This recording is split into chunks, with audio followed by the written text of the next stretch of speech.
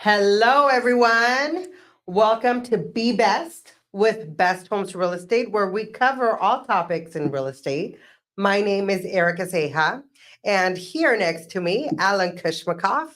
I am the Director of Business Development for Best Homes, and Alan is our great CEO. And we are always open for conversation on real estate here. And so, Alan, what's been going on with all this, everything that's going on this week and last week, and it seems like this whole month? It just really depends on the person, I think. If you're like emotionally, I don't know. Don't say unstable. I mean, if you're a borderline meltdown mode still after was it 8 days, 9 days, or 10 days? Yeah. When this whole NAR thing blew up in our faces, right? I mean, if you're still talking about it, and it looks like there's some agents still talking about it, still debating on it. I mean, I guess not. But if like you're like, I don't know, like a producing agent, I mean, the sky is not falling. I mean, Yeah, we're okay. Yeah, we're still alive. Last I checked, I still have a pulse. But it's obviously going to be tied into our everyday lives of doing real estate now, because now the landscape is changing a little bit, right? So now it's going to be in our, discussion, at least for a while, discussions on how to produce, how to market yourself. We just had some classes on how to market yourself, right? But people are going to try to somehow change it. But that's all going to be the same, right? The marketing part. Yeah, I mean, if you marketed in the past, you're going to continue marketing, right? I mean, if you prospected in the past, you're going to continue prospecting. If you're going to call expireds, it's still expireds. If you're going to be holding open houses, you're going to be doing open houses, right? All of that stays the same. Nothing really changes, right? Exactly. What kind of changes to a degree, but again, it doesn't mean that we're stopped, generating commissions or getting paid, from working with the buyers. It just means that we just have to adjust. We have to pivot, which is, again, that's the nature of the beast. I mean, that's the reality of it. It's going to happen. And we just have to, continually focusing on the things that we can really control, which is, enhance our skills, develop those skills, continue to prospect and talk to new opportunities and businesses every single day and get that business. The things that we can control is our mindset. You covered that in our 6-week boot camp. And so we need to control our mindset and be positive. So today, that's actually so glad you brought that up, Alan. Because we're actually going to... today we're all going to talk about the positive things. No things. No negativity, right? There's actually a pretty cool book there that I don't think you need to check it out because you're a super positive person, right? But it's called Gap and a Gain, right? So the gap, you live kind of like in a negative world, and a gain, you live in a positive world. So like glass half empty, half full, type of a thing. So if you're struggling with the positivity, definitely check out that book. Yeah, I'm really good at finding silver linings. Gap and silver linings, or gold linings, right? Or platinum in your case. Yeah. All right, so it's all about positivity today. It's all about all the peaches and cream and all the wonderful things that can come out of this. It's not all doomsday, people. It's not. I think it's all good things. One of the things that are not said, it's going to weed out, some of the agents that maybe shouldn't have been practicing real estate. That's a positive thing for the market, right? It happens in every business. Yeah. And, we go through cycles where it's called sifting out. We sift out, those that are great at what they do, they rise to the top, right? And the people who maybe were just getting by with, minimal effort, they end up like just retreating. So that's one positive, is we're going to get more business for all those that are out there producing, right? So here's what I think one of the silver linings is. We will encourage, this will encourage more client-focused business practices, I think. Not so much about, just about getting the client and doing, okay, next, but more about servicing the client, I think. What are your thoughts on that? Well, I think for the most part, when it comes to the agent community, I think we're very heavy into servicing our clients. I think sometimes we get a little bit overboard in servicing our clients and almost going to become like helicopter moms or dads when it comes to working with our clients, and forget about the new business that we're supposed to get and to continue to grow and scale your businesses. So service, I think, has never really been an issue, to be honest. Not for you, Alan. Not for you. It has not. I think it's just a lack of perceived value from the consumer, right, in other industries that we have to really kind of deal with. But I'm sure you've dealt with agents who do not answer your call when you're calling on a listing. I think that might change. I don't know if it's going to change. I think if you had really bad habits in the past, you're going to continue having those bad habits until you come to the realization and realize that it's not how you run the business, right? So it's the same thing. For example, if you before were not comfortable in negotiating certain things, negotiating contracts, or possibly negotiating your commissions in some of the cases, it's going to be tough for you to adapt. So you just have to like figure it out. Like, all right, like, what do I need to do right now to enhance my skills? Develop those skills, get better at every other facet of my business and my career. Which is another silver lining, by the way. We're going to get more focused on developing ourselves professionally. I think we're going to be seeking out that, because then that's going to be a value add to our clients, right? I think right now, with people getting so busy, just in general, I think getting educated on how to improve things kind of falls to the side. Unless we're required to do CE, then we're rushing last minute. Speaking of CE class, we do have a CE class coming up. Yes, we do. On Friday, March 29th. Yeah. The day after my birthday. Let's not forget, it's tomorrow, everybody, a national holiday, the Alan K. National Holiday. Should be international holiday, right? National is not enough. So we have this class, and for your birthday, it got to capacity, you guys. That was my birthday gift to him. So all the seats are spoken for. We wouldn't call it sold out because we didn't sell that class, right? It was for free, but it's all about buyer representation, and it will be actually taught by one of the best in the Valley. His name is Butch Lieber, right? So he's going to do a great job, and it's also a CE class, right? On top of that, CE class. That's one of the perks of being here at Best Homes. You get free CE. But here's what we got going on for those individuals that cannot make it, or you have a conflict of schedule, or don't want to drive to our office, which is, by the way, a beautiful office, Northwest Valley. We actually going to do this virtually as well. So if you guys want to attend this virtually, just comment virtual. I don't know if you're watching on Facebook, Instagram, YouTube, and we'll send you over the Zoom link.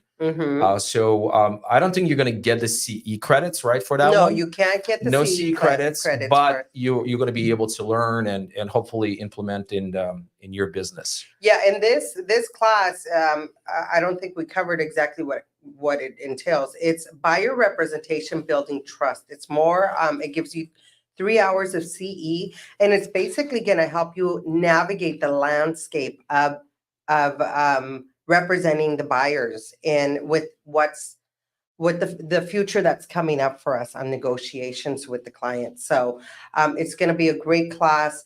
Butch is even going to give a script on how to get the client, because now, one of the problems that one of the agents told me, she said, well, before I wouldn't offer the buyer broker agreement because they didn't want to sign it. So now nobody's going to want to sign it. And I said, well, before it was optional. Now it's not optional. So if they don't sign it with you, they're going to have to sign it with somebody.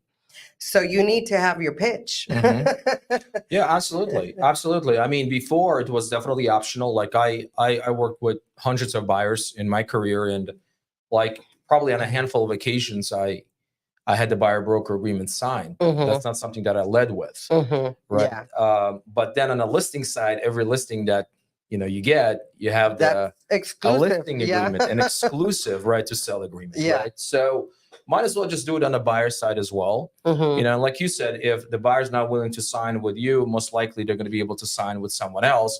But that person probably is going to do a better job of presenting their value, their value and the reasons why it should be signed in the first place. Yeah, and I think that's probably why this class is just because it's really going to help agents navigate that. And some agents, they hadn't even read the buyer broker agreement. I get some feedback sometimes on their perception on what it says. And it's completely different, than what the actual wording says. But I mean, now there's no option. Every agent is going to be required to do it. So now it's not a matter of won't they sign. It's a matter of will they sign with you. And if you give a good value proposition, there should be no reason why they wouldn't sign with you. So I think that's a good thing. That's going to lead us into our value add for us, why it's going to be so important for us to create our value proposition. I mean, how important is our value proposition? Well, value proposition helps you to stand out, right, from your competition. So there's a lot of competition out there. So whether you're working with a buyer, whether you're working with the seller, whether you work with the investor, like you got to have, a compelling offer or compelling value proposition that you want to be able to convey to them. And one of the things that will be covered during the CE class, and also we're going to be doing a 6-week boot camp on this.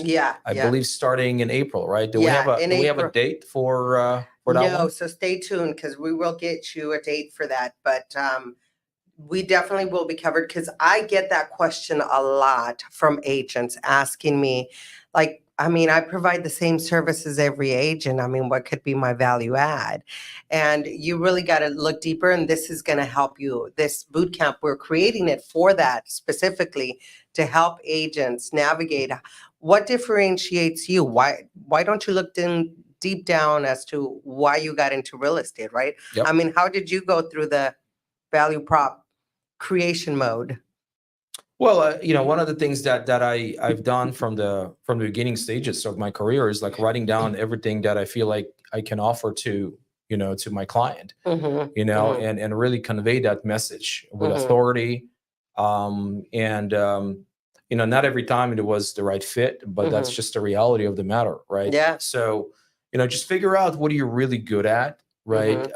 Figure out the things that you feel like are going to be the most important to your client. So one of the key questions that I would ask any of my prospects in the past, whether, on a buyer side or as well as the seller side, is like, hey, like, what are you looking for, when you are working with an agent? What are important things to you? If you just don't mind sharing with me, like, what are the top 2, top 3 things, top 4 things that are must for you when you are working with an agent, right? So they will share things like communication, flexibility, knowing the neighborhoods, knowing the areas, negotiating, competence, having connections to, the affiliates, the trades, having sometimes even like a lender partner that can get them qualified and all of that stuff. Yeah.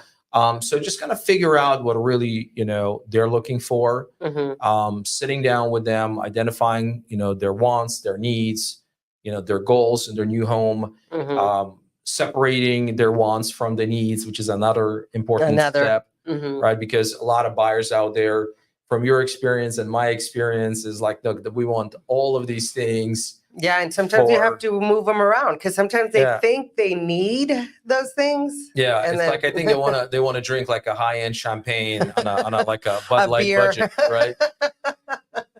Beer budget, yeah. Right. So I think just kind of like dissecting and kind of like just filtering down or distilling, right, what really important to them in their next home. Yeah. And how you're going to be able to provide that service to them. Yeah. So yeah. I used to have a worksheet actually that I would keep in their file. Well, I had a file for the buyers, and You mean folders? Yeah. Well, I call it file because I would end up turning it electronically into my file. What year was that? Always. Always. Okay. And so I would fill out exactly, I would ask them, so what's important to you? You know, Yeah. are you, and why is it that you need a 4-bedroom? Yeah. You know, things like that, getting to the whys of all that. And I felt it really helped me when I was searching for homes, because it reminded me, oh yeah, I can't show them the loft as an extra space because they actually need the bedroom, where some people want the extra bedroom just to have an extra space for an office, which then a loft would work, right? So it's the getting the specific as to why they need that, and the worksheet really like reminds you. It's kind of like your CRM in a way.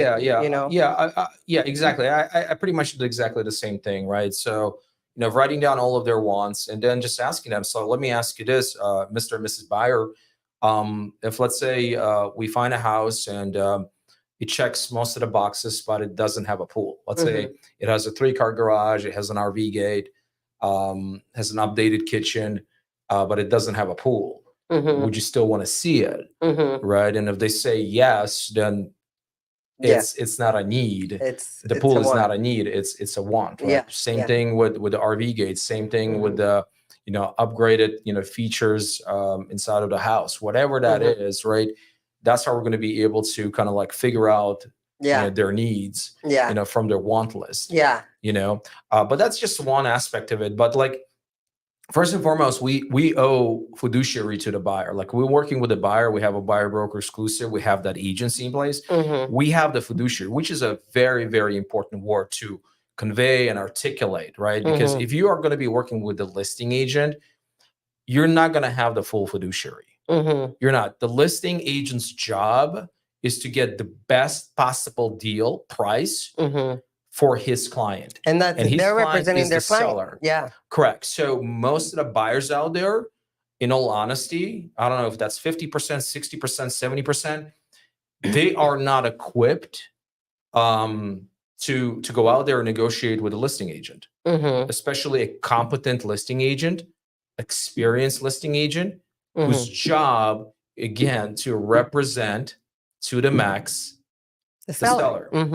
Right? Yeah. So like, if the buyers out there thinking that they can go out there and kind of like try to, get under contract, they can.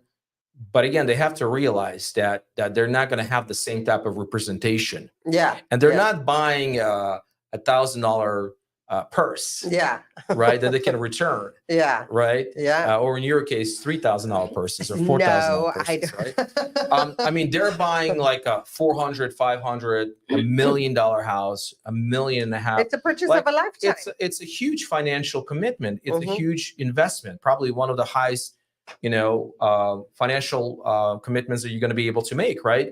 So going without a representation and trying to negotiate with the listing agent, it's honestly, it's very short-sighted. It should not be done. Yeah. Yeah. So that's why it's important for you to work with the buyer's agent. Yeah, absolutely. And it's important for the buyer to be able to explain the importance of that. So hence the value proposition.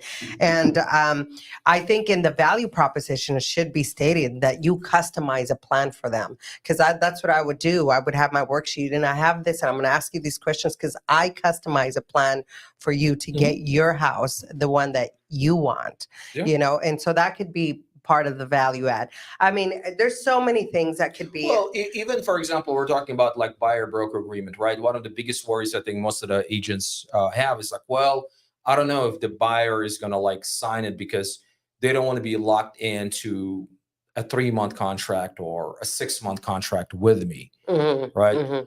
Give them the out clause. Give them some sort of like a cancellation clause, right? Hey, if you're not happy with my services, if I'm not meeting your expectations, if for some reason we're just not jiving, we're kind of like, I don't know, like hating each other, right? Then you know what? No problem. We can cancel our service. Like, what's wrong with that? Like the radio ad that said, if not, you can fire me, right? Remember that? Oh, Russell Shaw. God bless Russell Shaw. Yeah. I mean, exactly, right? I mean, this guy's been running the same type of an ad, right? For years, I don't want to say centuries, but for years. decades. But Yeah, I have a lot of respect for us. Sure. Yes. But yeah, I mean, give some sort of a like out clause, right? Cancellation. Like another thing that I would probably offer along the lines is like, hey, if let's say we work together, we end up, getting you into a house, and for some reason you don't like the house, you don't like the neighborhood, you have back-to-back kids, and you kind of outgrew the place now. Within 2 years, if you contact me, I will sell it at no charge. You're not going to pay my commission. You just pay me a flat fee, but in exchange, you still have to work with me on helping you to buy the property. Yeah. Right. So that's the condition. So kind of be creative as far as that goes. Same thing with the trades, one of the things that I used to offer quite a bit is my network of trades that I work with, the landscapers, the pool companies, the cleaners, right? My goodness, I mean, I had a list of all these. And that's a value add It's because it took value. you years to get that. Yeah, because again, like I'm going to offer the ones that are like I tested myself personally. My clients work with them personally. They're vetted, they tested. Like I can definitely, like feel good about giving the name of that particular trade. Yeah. Right. Yeah. Which is a rarity, by the way. I mean. Yeah. Well, yeah, I mean, there's business models that are solely Angie's List, for example. So they make money out of referring, and we as realtors that can be our value add. Yeah, so that's another thing, right? So again, come up with the things that you're really good at, and the key thing to remember is the fact that you have to be able to really articulate that, right? It just the buyer has to kind of feel that confidence, that knowledge, that experience, right? That pedigree from you, that you will help them in find their next home. Yep. Absolutely. Yeah. I mean, it's just, I can't say enough how much more that's just going to rise to the top, and how many agents I've come across, because as you know, I talk to agents every day that don't have a value proposition for themselves. So I think all these classes that we're having are really going to help them. Well, this is a wake-up call, right? This was a wake-up call for a lot of agents out there, which is a good thing. Again, the survival of the fittest. It's not about survival of the fittest. It's survival of the one who actually willing to adjust and adapt. Right. In some cases has to pivot. Right. So is it going to weed out some of the, individuals that were not all in our business? Sure. Absolutely. But that's the positive. but I mean, 2023 was rough. Right. 2023. I mean, yeah. I mean, you had agents that struggled for the most part. You had brokerages that struggled in 2023, right? Agents that used to do like 15, 20 transactions barely were closing 7, 8, 9 transactions, right? In 2023. So we have to adapt. That's the reality of it, And I had a conversation yesterday with an agent, our business strategy session, somebody that we recently onboarded, and he's been in real estate for 7 years. And last year, I think he closed like 3 or 4 transactions. The year before, I think he did like 8 or 9 transactions. All of them were from his sphere, word of mouth, referrals, right? And he doesn't have any transactions this year. And he doesn't have like a pipeline. Like his pipeline is freaking dry. So I was like, so what's your plan? And his plan is like, all right, I got to focus on my sphere. And I'm like, okay, well, the sphere is there and that's fine. And the sphere is important. And that can be like a cherry on the, on top of the ice cream sundae, right? Yeah. But the key thing to remember is like, you have to get new business daily. It's not just about your sphere. The sphere is good, right? But sphere is unpredictable. You don't know when they're going to reach out to you. You don't know when they're going to call you or text you or DM you and say, hey, you know what? I need help with buying a house, or I need help selling a house, right? So you got to go out there every single day and get that business. Yeah. If you want to build consistency, that's what you got to do. I think you have to have more than one source for business. So open houses are a great one if you're, want to deal with, but open houses can yield you listings too. There's so many different ways of getting that business, but it's got to be business every single day. Got to be prospecting every single day, right? I mean, simple as that. Yeah. Like I was watching yesterday with my wife in the evening, the Netflix show, Buying Beverly Hills. Right. And it's about this brokerage in LA, Beverly Hills area called The Agency. And the agents there, and these are like luxury agents, like we're talking about luxury transactions, $4-5 million homes, $10 million homes. And they're all talking about the same thing. They're prospecting, they're door knocking, they're circle prospecting, they're geo farming by calling, they're you're calling expires and all of that stuff. I was like, wait a minute, these guys that are like literally listing $5 million homes, $10 million homes, they're still prospecting, they're still calling expires, they're still doing door knocking. Absolutely. They're not just relying on their sphere. Yeah. Well, those are the agents that last, the agents that know that we're in the business of prospecting. We're in the business of, that's our primary job. Then we happen to sell in the process and happen to help buy in the process, and right? provide exceptional service to our clients, right? So that's the byproduct, right, of prospecting. That's the byproduct of marketing and lead generation, right?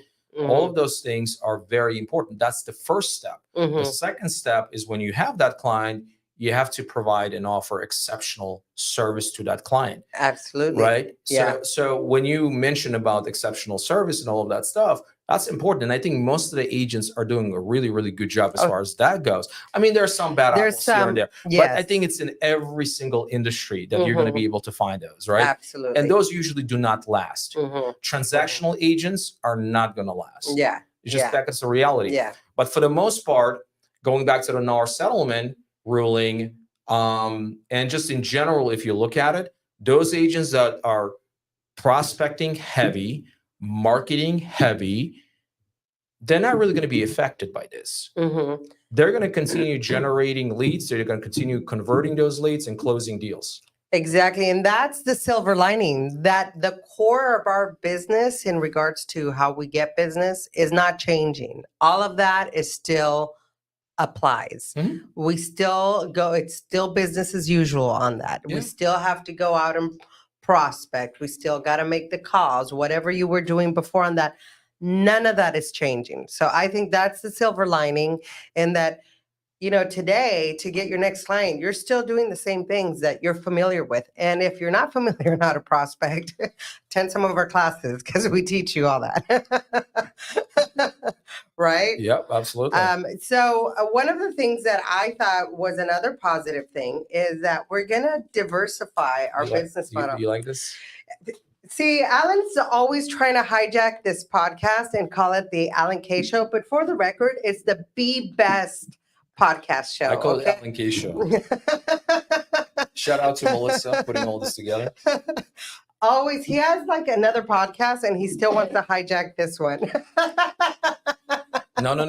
It's the talent show. She's the talent. I'm just a supporting cast. That's it. By the way, Mr. Producer, did we get her the green M&Ms today? She wants specifically green M&Ms, and she wants the red carpet roll out into the studio. Yeah, right. That's Mariah Carey's demand. I want the blue M&Ms. She wants the blue M&Ms. She only wants blue M&Ms. She doesn't want green. She doesn't want a red. She doesn't want brown. She wants only blue ones.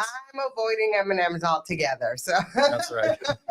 You're making Ricky feel very uncomfortable.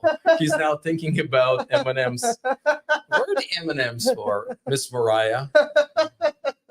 Erika, please. Erika Ceja. So let's talk about, I thought it was interesting how you addressed a little bit on how agents are going to have to diversify their business models, maybe offering different services. You talked a little bit about, in regards to alternative business models, as opposed to traditionally, we've been very commission-based and all that. But there's alternative ideas that are floating out there. I mean, some of them are like fee-for-service agreements type of thing. I know you had some in regards to, what was your idea? Oh, I have many ideas. I'm not sure if I want to share all those ideas. I don't want agents to go and, these are ideas. I mean, I think like I alluded to like a few minutes ago, we all have to kind of like adjust and kind of figure out the new landscape. Yeah. And that will actually bring out some different types of fee for services or subscription based, I heard as subscriptions, well. compensation models, whatever you call that, right? I mean, there's got to be something, right? Yeah. And we're looking or testing a couple of different ones with our agents to kind of see, if it's going to have any type of any stick. So yeah, we're kind of like, if it's gonna stick or not. Yeah, sticking on the wall and see if it sticks. What's that saying? I don't know, but yeah, that's pretty much what we're gonna. Yeah, but like on the listing side of things, I think what's going to happen, I think, you're going to have some sellers that's going to start pushing back in terms of like, oh, I don't think I have to pay this whole commission thing, because here's what they've been seeing in the news for the past like week and a half, right? No more 6%, no more commissions. Realtors are no longer making commissions. So you're going to have sellers that are actually going to be talking to the listing agents like, look, I read this article or I heard this news and, I don't have to pay you anything. It's like, right. Yeah, exactly. Yeah, right. Well, that's another thing that many people think, oh, buyers agents. Oh, that's it. They're going to be leaving. But they don't realize that now the listing agent now has to also educate their clients, of course, as to the ramifications of not offering a commission or not be willing to offer a commission, right? Yeah. So they also need to get educated on the trends, what to do, how to best. They're also going to need to work on their value add. It seems like we're focusing a lot on buyer representation, but it's also going to change for the listing agent. Yeah, I mean, listing agent is definitely have to be more equipped in terms of going out there and explaining, the importance of paying, the buyer's agent. Yeah. I think the whole notion that the listing agent's going out there and saying, you know what, you don't have to worry about the buyer's agent. I think that really pretty much kind of like puts you in a really, really tough spot, unless of course it's like a crazy seller's market or you have this, property, but still at that point on, I don't think you should be doing that. Well, you should really kind of focus on getting the most for the house and providing the best service to your client. And that includes a buyer's agent. Absolutely. Simple. And I think it would be, for lack of a better word, ignorant for a listing agent to say, oh, you don't have to worry about buyer's fees. Because technically, I mean, an agent is not unilateral. They can go and be a buyer's agent tomorrow, right? Yeah. They could have a client later that day and be a buyer's agent. So if they're spreading that negativity, they're going to eventually get impacted. It's all about educating. It's all about educating the seller, right? Again, the seller doesn't have to. They're not required to, right? There's no mandate for them. Absolutely. It was never a mandate, but it was never required, right? But let's be real. I mean, that's why you have FSBOs. Correct. Exactly. But in this situation, for the most part, most of the sellers are there. They're motivated. For the most part, most of them want to sell their property, right? And they understand how it works, So I think there's not really going to be that much of a change as far as that goes. But again, the listing agents that have to do their part in, again, articulating their value. And when they're getting that pushback, like, oh, I don't have to pay 6% or I have to pay 4% or I have to pay any commission, right? We got to like be creative in terms of how to get these commissions. Yeah. And we've covered some of those, ways of being creative. And a couple of different ways. I mean, there are some agents will probably roll out the flat fee type of a model to start with and have plan A, plan B, plan C. Right. Some agents are probably going to do even anchor pricing. Like they start with 6 or 7% commission and then kind of give a discount at 5 or 4 or 3 or 2, whatever it is. There's going to be some creativity at the end of the day, and that's a good thing, right? But ultimately, like, we're all in business to make money. So you have to make a decision, right? For how long you can go out there and get listings at the flat fee. Does it make sense for you? Right? Yeah. So that's another thing you have to figure out. As an agent. Because I mean, I have noticed through the years, as you know, I've been in real estate for a while, and there have been flat fee models that have come, they have come and gone, you know, and there's a reason for that, right? Because I think in the long run, it's not sustainable. I mean, and again, that's why I think there are going to be different packages that are going to be available, right? There's package A, package B, package C, whatever that is, right? If you want us to incorporate some additional services on top of that, it's going to be, costing a little bit more, right? So it's got to be service and marketing based.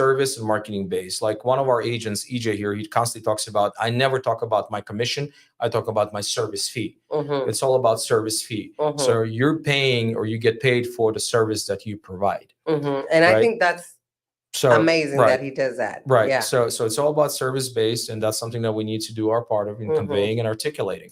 Absolutely. Yep. Absolutely.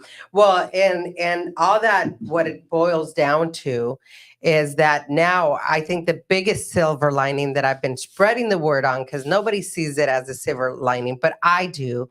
And that is that we are in control as buyer's agents of how much we make. We will be in control of it now. We're the ones saying, this is how much I'm going to charge for my services. No longer now as an agent who is listing the property, who knows nothing about the services you provide, whether you're a good agent or a bad agent. They made the decision on whether to pay you 1%, 2%, 3%, right? Before. Now we're in control of that. We say, this is what I do for you. This is what my value is. And this is what I will get paid, when we close this transaction. I think that's amazing that we're in control of that. Don't you think? I think that's overlooked by many. Absolutely. It's always a good thing to be in control of your own destiny. Yeah. Right. Yeah. And that's why I think that it's so important to understand, no matter what happened and continues to happen, like all of those things, unfortunately, they're just not in our control, and we cannot really kind of go crazy about it. We just have to really kind of just figure out what we can do on our end, focus on those things that we can do better on our end, right? And like I said, going back to what I said, like your business is going to be fine as long as you understand that every day your job is to talk to people about real estate, right? And show them that you're also in real estate through social media, right? As long as you're doing that consistently, your business is going to continue to, prosper. You're going to be working with the buyers, you're going to be working with the sellers, you're going to be closing deals, you're going to be making pretty good money. And you're going to enhance your consumer trust is really the bottom line, is because now you're going to really be able to state your value. What it does is naturally enhances the trust of the consumer, of your services.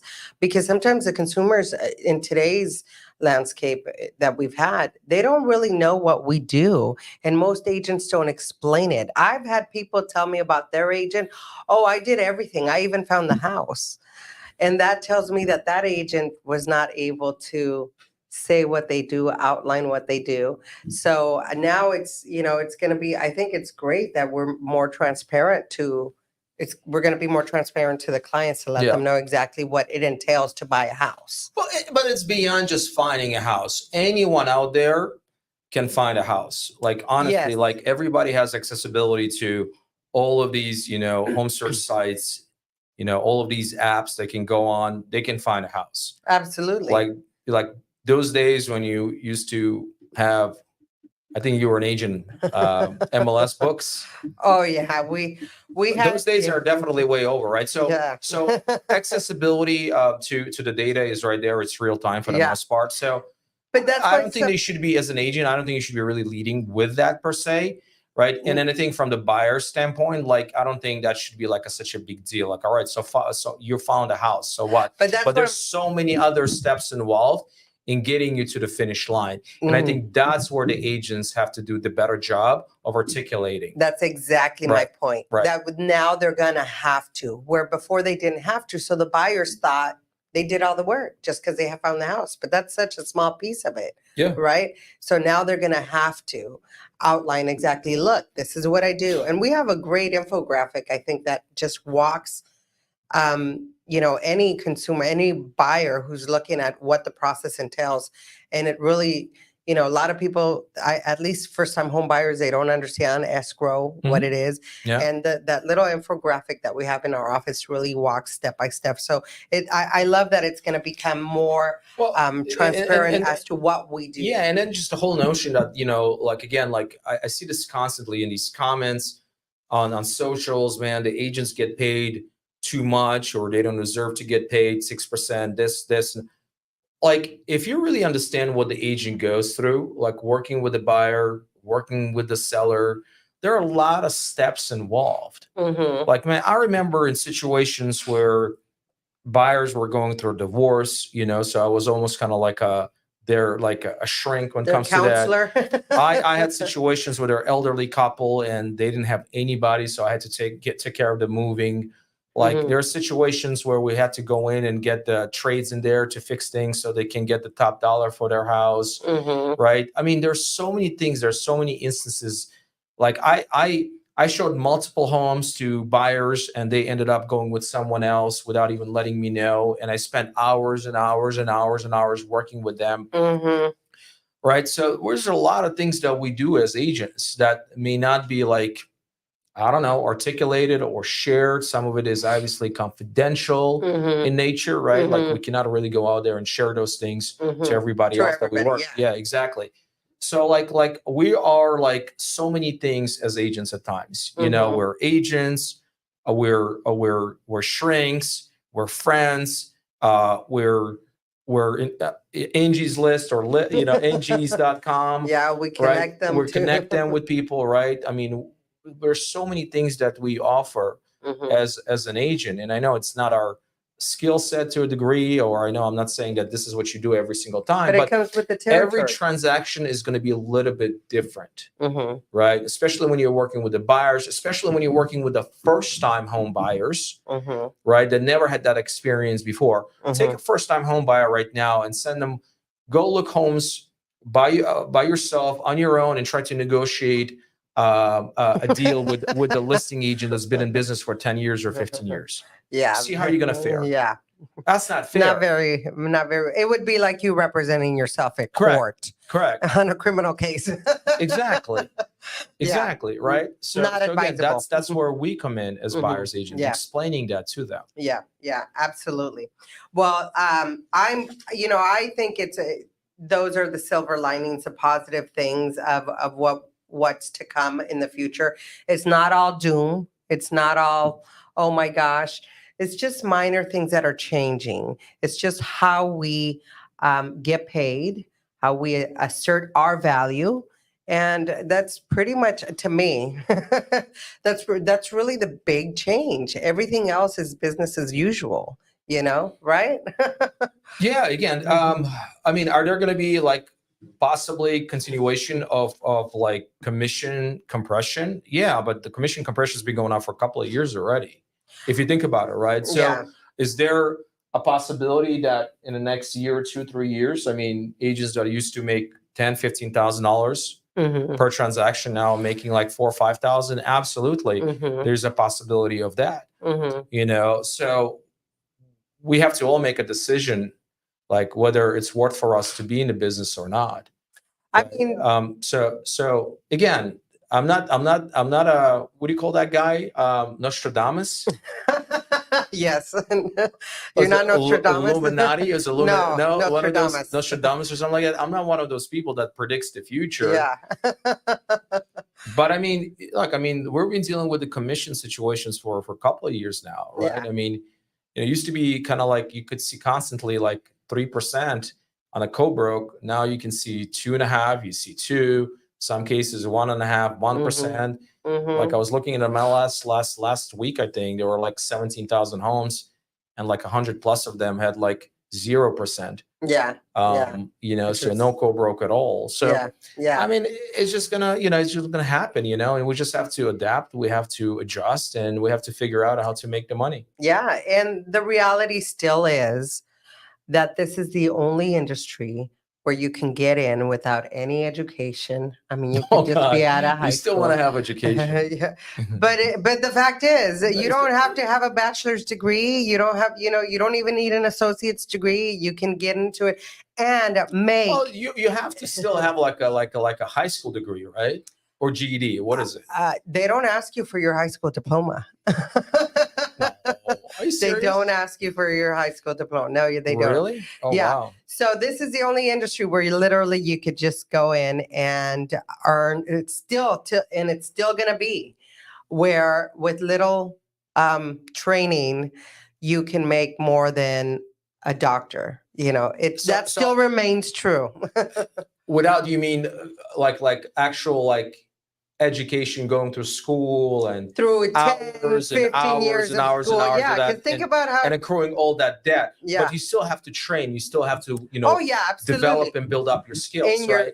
Yes. So yeah, so I have a little pet peeve with that when it comes to that, and this is unfortunately where like individuals, they're thinking that, oh, I can get my license in 90 hours, 2-3 weeks in schooling, and I'm going to make all this money. And that's typically not the case. I mean, you're going to get lucky here and there, but for the most part, you got to work your ass off in order to make a good living in real estate sales. Absolutely. You cannot just do this free, willy-nilly here and there. Well, and those kinda are the people that are going to be weeded out during this time. Right. So That's you exactly. you gotta work. You have to You gotta work. develop your skills. Well, even when you become a doctor, here's the difference. You got to work as a doctor, sleepless nights, all that stuff. But you went through college for like 10 years through university, and we don't do that. But we still have to work, and that's my point. And those that will be weeded out are those that don't take opportunities to learn more and expand their skills. So I completely agree. They think that because you can get into it with minimal schooling, that's how you can continue, but you can't. You have to continue growing, how to do your business, how to provide better service to your clients. I mean, that's a continual thing. And I think those people are the ones that don't do that are the ones that eventually get weeded out by the industry as our industry changes. Because it's changed through, I mean, since I got into real estate, there's always been some kind of change. 1986. 96. I was 5. Okay. So let's talk about the boot camp we have coming up. We covered a little bit that's going to address, it's going to give you step-by-step guide on how to create your value proposition to get the sale, to get the client. But it's also going to cover many other things. Now we're going to have to cover your buyer presentation. Do you have one? What's it going to look like, right? Mm-hmm. You have one. Yeah. You have, and you have a buyer. And I'm going to share it in the boot camp, by the way. Oh, that's awesome. Yeah, I'm not going to share it here. Okay. You gotta subscribe, or you gotta attend the boot camp, which, by the way, is going to be virtual, correct? Yeah. It's not going to be like in person. No, so you don't have to come into it's going to be virtual. You can attend. We're going to have it most likely. Like I said, the date is coming on the actual day we're going to release it, but it's in April, and we're probably going to do it at noon so that people who work can watch it, right? Yeah. Whatever works. We want to make it easily accessible to everybody. I'm surprised we still don't have a date for it. It's in April. It's in April. I know April's got what, 30 days? Yeah, but I think we covered the date, but I just don't remember it. All right. So I'm just going to make an executive decision, if that's okay. I think we covered, like we said. Can we just let's shoot for April 15. How about that? On Monday, April 15. I think that's actually okay. The date. So April 15th, which is Monday. All right, and we're gonna do it in afternoon, and let's shoot for 3 o'clock. Oh, 3 o'clock or 2 o'clock. Okay. Or 4 o'clock. Anyways, just let us know if you guys want to do it 3 o'clock. Just come at 3 o'clock. We'll do it at 3 o'clock. If Give you want to do it at 4, yeah. But yeah. So we'll figure it out. So right now it's Monday, April 15th. Okay, awesome. So Monday, April 15th. Stay tuned on the time. And what would be the first class? So the first class is going to be crafting a compelling value proposition to get the sale. So to be able to get your client. Okay. Then we're going to be crafting your buyer presentation. Now you have a buyer presentation. You have a great, very impressive listing presentation. I mean, presentations, he got it down. So presentations. So how to discuss and execute the buyer broker agreement. That's going to be a really good one. Right. I mean, because obviously most people don't use that. How to enhance your buyer experience while your client is getting pre-qualified. Because many people don't take that into consideration. They're like, oh, they're with So the that's lender. week number 4. So that's week number 4. Okay. Yeah. And then week number 5. And number 4, how to negotiate your commission as a buyer's agent. So negotiating commissions, how to get paid. Okay. And then crafting effective lead gen, and educating your buyer on video. So it's going to be crafting effective video for lead gen and educating your clients. So we're doing lead gen. We're talking about lead gen. Well, if you want to categorize a video, yeah. I there's one common word: crafting. Yeah, because you have to craft. This is a craft. Right. What we do is a craft. We're going to teach you how to master it. Yeah, mastering it. But mastering it. I like the word mastering. Master your craft. Master your craft. Yes, that's what you got to do. Okay, so so this bootcamp starts on Monday, April 15th. We're going to decide on the time. Yeah. And it's going to be probably about an hour and a half long. Yeah. It's going to be done virtually via Zoom. Yeah. Is it going to be available to all the agents? Yes. We're going to make it available beyond Best Homes. I think it's I think that would be an awesome idea. Okay, great. Awesome. So do you tell me, who do you think should attend? Tell the viewers out there who should attend this class. Every agent out there. Everybody who is concerned about what's going on. I don't know. I mean, concern. I mean, there's always going to be stuff, right? So, like, there are going to be things in our lives we're always going to be concerned about. I think 99% of it is right here, mental. I mean, anyone who actually really serious about growing their business and staying in this business, and getting paid in this business should be attending this class. Yeah, I agree. And the why? Because it's important for your business. Right? I mean, I think this is even good to know. You know, some I've heard some listing agents say, well, I'm a listing agent, I don't worry about that. I think it's good to get educated on the other side as well, you know, to be prepared for what the other party is providing, what they're bringing to the table. But if they're a listing agent, there should be a listing agent. Why not? Yeah, but it doesn't mean that they can't attend this. Absolutely. I mean, you got to be multidimensional. Yeah. I think it's a good learning opportunity for both. Yeah. But so what Erika is saying is, sorry to interrupt, Erika. Listing agents are welcomed. Yes. Are welcome as well. Yes. I thought it was for all agents. It's for all agents, but sometimes they take it as because it's buyer related, that, oh, I'm a listing agent, I don't need to attend that. Okay. I'm saying it's beneficial even for listing agents is what I'm saying. All right. Okay. Yeah. So I hope that we can see you guys here. Well, this one's a Zoom, and don't forget to, on our comments, to put virtual link? Virtual. Yeah, just use the word virtual. We're going to send you guys a link to the CE class that we're doing on buyer representation this Friday from 10 to 1 o'clock. 10 to 1 o'clock. Yeah, to 1 o'clock. But again, keep in mind, because it's virtual, you will not get the CE credits, but you will get a lot of information, a lot of knowledge that you can deploy in what's coming up. And then also, if you want us to send you the link to the boot camp that we're going to be doing, the 6-part boot camp, just comment boot camp and we'll do exactly the same thing. We're going to send you the link to the invite. Yeah, which, by the way, the last boot camp that we had people requesting for replays of it. So don't miss out on this one. Okay. But very excited. I can't wait for our next podcast. If you have suggestions on topics you'd like us to cover, please also comment them. Let us know. We'd love to see what's out there, what topics are hot right now, and be able to address them. Yeah. Yeah, absolutely. Yeah. I mean, if you really like this content, just comment, like, follow us. Yes. Right. Follow us and subscribe if you're Be Best Podcast. Featuring Alan K Show, sponsored by Alan K Show. But if you don't like this podcast, or let's say, if you're a hater, still continue watching it, keep hating, and make sure you put hateful comments in a post as well. Haters gonna hate. No, that's fine. We love haters, but I'll find the silver lining on the haters. Yeah. But make sure you follow me on Instagram, guys, and subscribe to my YouTube channel. All right. Thank you, guys. See you guys next week. Bye.